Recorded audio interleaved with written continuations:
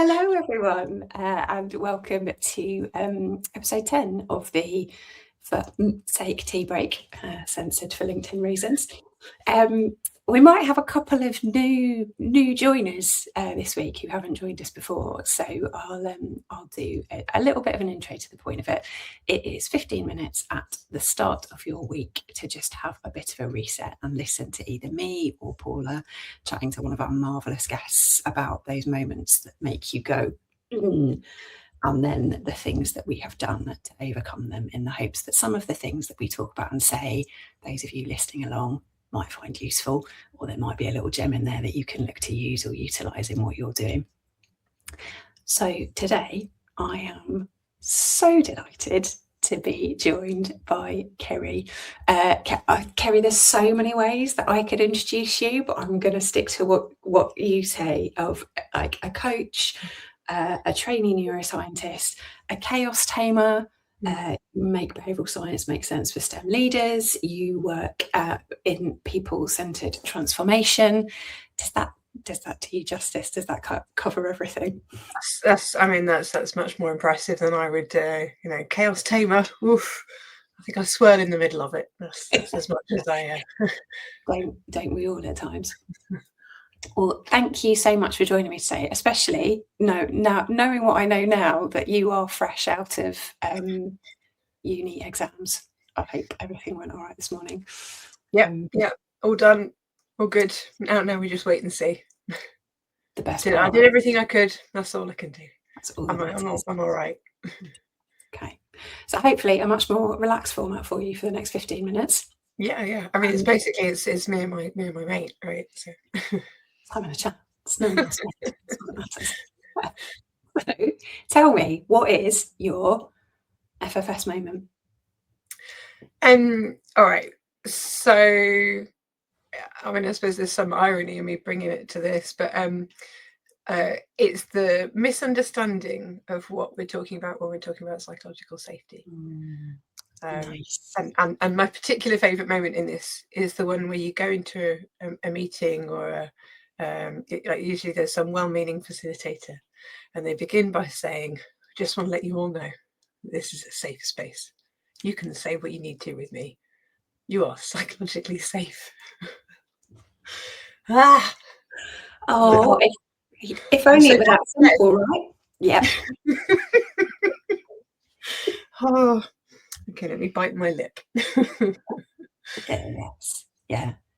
But it's I think in the workplace, it's, I don't know, I see the similarities there with so many other things of, well, we've said the thing, so that makes it true now, regardless of how people have interpreted the thing that we've said, whether the conditions and the environment are there for it to actually exist, the work we've put in to support it to exist and continue to support it to exist. Yeah, it's I can see you've got some fans already in your moment that you're bringing. Yeah, I think it's a familiar one, and I think it's a real shame, because I think underneath all of the well-meaningness, there's there's some quite simple ways that we can get the concept of psychological safety across to the facilitators as much as the poor people in the room. I was about to swear there, but we don't swear because this is LinkedIn. If they censor us, say what? I'm a bit sweary, so I'll try not to. But from my perspective, the thing that I try and get across to people is my understanding of psychological safety, and I think it's the most effective explanation that I've found to actually help people get hold of what it is. And I know we've had a chat about this, so you already know what I'm going to say, but it's fine. I'll tell you like you don't know. But to me, it's the absence of the threat of shame, the absence of the threat of humiliation.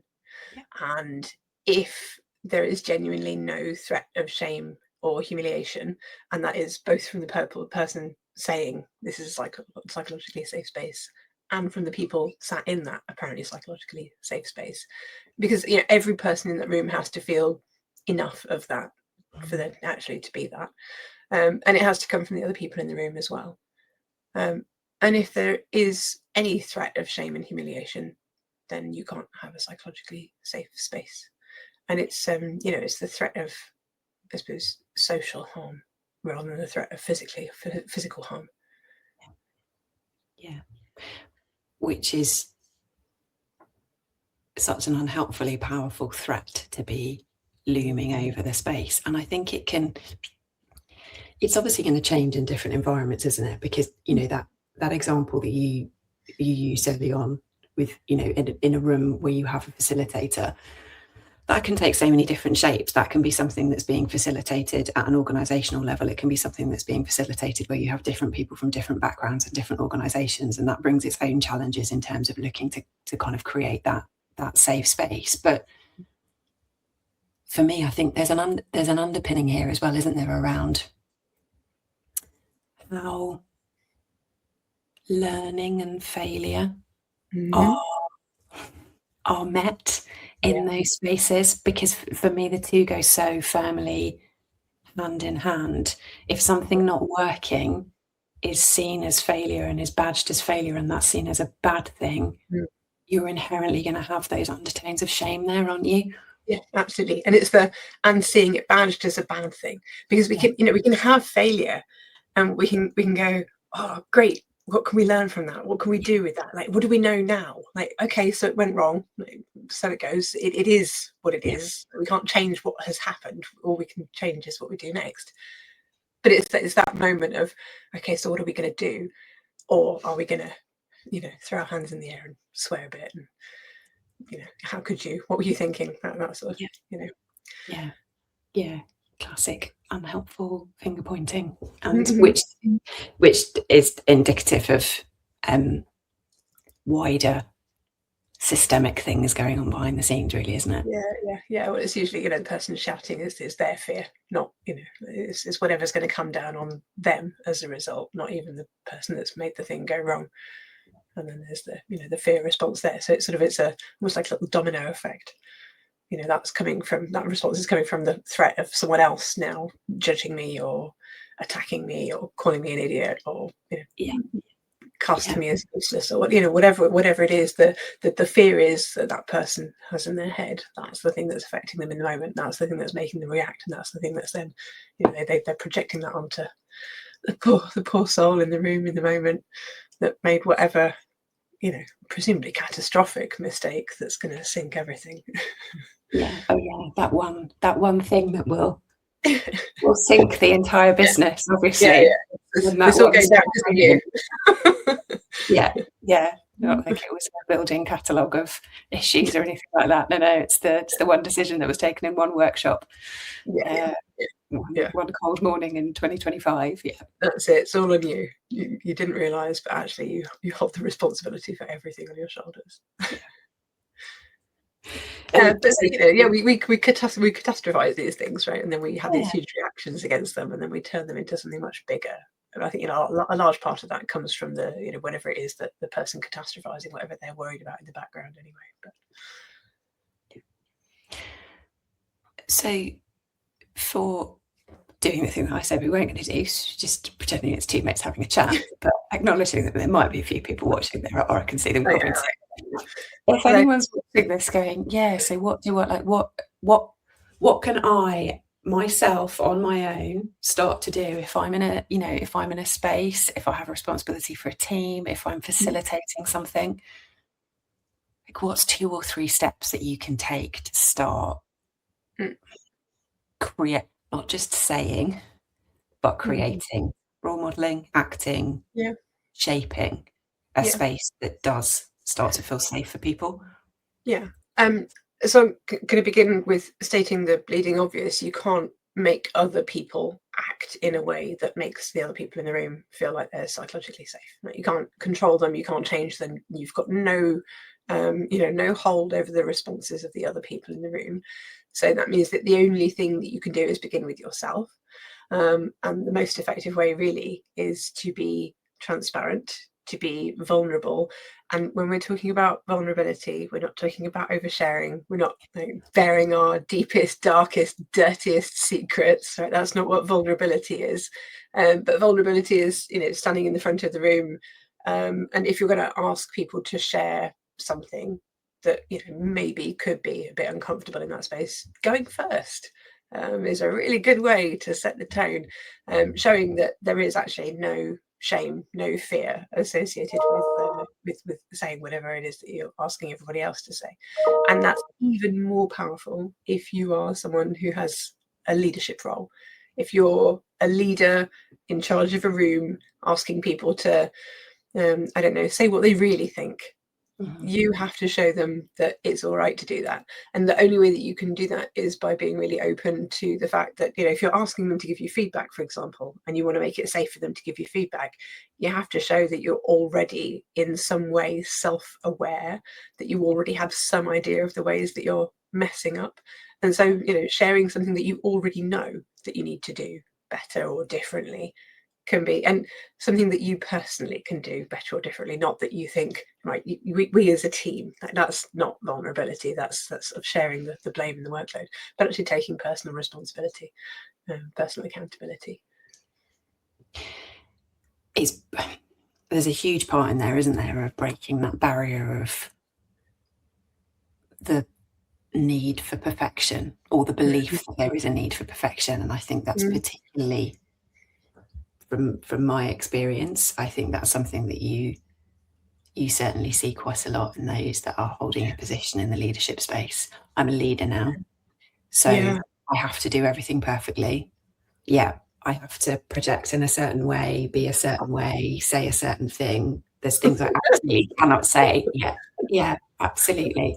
Yeah. And it's unfortunately, I think it's still surprisingly disarming when you encounter a leader that is confidently able to own the vulnerability of that space in exactly the way that you said. It's not about oversharing, it's just about recognizing that we're all human. None of us know everything. None of us are going to get everything right first time. We all know we've got things to work and improve on. Yeah. I mean, I've run all sorts of exercises around this, of course. But what's always astonishing to me is when I ask people to think about the best leaders they've ever had, and the leaders that they describe, always somewhere in there's something about being willing to admit and own their own mistakes, not in a, oh, woe is me, my life is over, I'm so awful, gosh, squash me down on the floor and spit on me. It's not like that. It's well, that's the thing that happened, so now we're going to put it right. There's no need to have histrionics about the thing that's going wrong. You can own it without, I think there's an element of self-shame in there as well. The most powerful leaders in that space are the ones that are, quite courageous, I suppose, in the face of their own mistakes. They are willing to step up. It's the person who goes to their friend's house, knocks a vase on the floor and smashes it, and then goes and takes the pieces to their friend and goes, I'm really sorry, I broke your vase, can I get you a new one?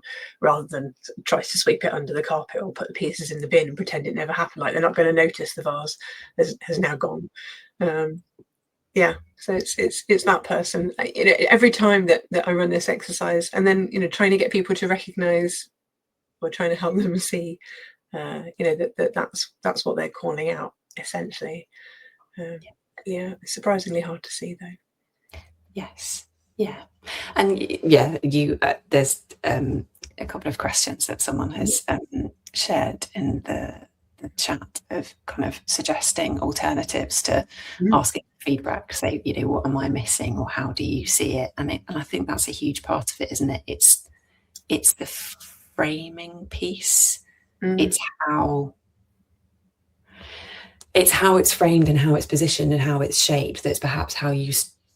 Well, I think that's fundamentally what you've part of what you've been saying is how you start to break it away from that shame space, to create a space and environment. And as you say, you can act in a certain way, you can behave in a certain way, you can attempt to create the conditions that you want to create. You can't control how those are then going to land with those around you, and how they're going to respond to that. But in framing in that way gives you a fighting chance of starting to do it differently or create it a bit differently. Yeah, and especially when we're talking about things like building a feedback culture, this is a fundamental first step to being able to have a feedback culture. Having somebody at the helm who's willing to, my favourite phrase that I've used and heard and encourage others to use: disagree with me, pick it apart. Like, share an idea, and then straight away, the idea is that the other people in the room are there to help you make whatever the thing is better. And there's nothing wrong with them helping you do that. That's not a reflection on you. That's a reflection on, or it's not a poor reflection on you. It's actually a great way to use the people around you to do better collectively. I think it helps you to let go of some of that perfectionism and really, I think it's the most effective phrase for starting to build that feedback culture, showing that you can get feedback, you can be wrong, and there's nothing wrong with that. No. And I think what you've just said there as well, collective. It's that's such a it's, we're all in this space together. We're all, if you're looking at this, let's say from the perspective of a team at work, we're all working towards the same things. So this is collective experience and input from all of us. Let me put this thing out in front of you, and then let's all tear it apart to work out how it can Everyone's ideas are valid. Like, mine aren't the best ideas. In fact, I'm quite likely to be wrong, and I'm putting it out there. I'm already saying I'm wrong. Like, it's a good idea, but there's going to be flaws. There's going to be holes. Bring it in. Let's go. So, as I suspected, and has been the case for all of these, 15 minutes is never enough, but I knew you and I, considering when we normally get together and chat, we're chatting away until the wee small hours. I knew that we'd go over 15 minutes. We've done so well. I was fully expected to get to 30 minutes and be having to kind of apologise to people, so I think we've done incredibly well. But yes, I will we'll bring it to a close. I mean, I could have continued to chat. But yeah, let's keep to our committed time. So thank you again. Thanks so much, Ceri, for joining me to chat today. No, it's been lovely. Thank you. The sun is fully coming for me now. So. Yeah, slowly moving over. And thanks so much to everybody that has joined and listened in and popped in some comments as well. That was such a hello mum wave. Hello mum. Hi, I'm on the telly. Thanks everyone.